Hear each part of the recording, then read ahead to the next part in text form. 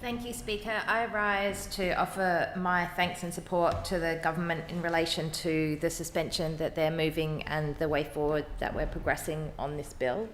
I want to acknowledge that the Minister and the Rental Commissioner have engaged in a broad level of consultation with the community and with key stakeholders around this reform. And I want to also acknowledge the fact that we're in a most rare of circumstances where we have multi-partisan support across the chamber in relation to ending no grounds evictions in New South Wales. We're in a situation where the details around how we do some of those elements need to be navigated through, and I look forward to being able to work with everybody across party lines to be able to navigate that through so that the government is able to deliver on their election commitment to the people of New South Wales to end no grounds evictions. As someone that has been committed to this reform since before I was elected to Parliament,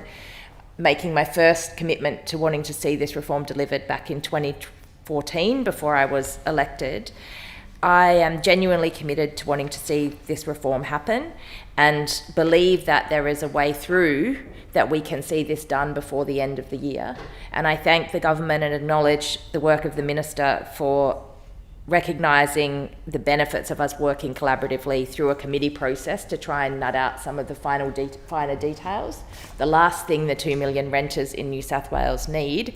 is for us to be playing politics with a reform that we all agree to, because we all want to score political points around this. And actually, if we can get this reform done before the end of the year, that will be a massive relief to so many people. I want to also acknowledge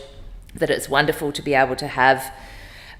the member for Parramatta, the member for Cessnock and the member for the Blue Mountains on the committee, and recognise particularly that the member for Parramatta, I know, and it sticks in my mind, is in one of the most marginal seats in the state, but also has a very, very high number of renters,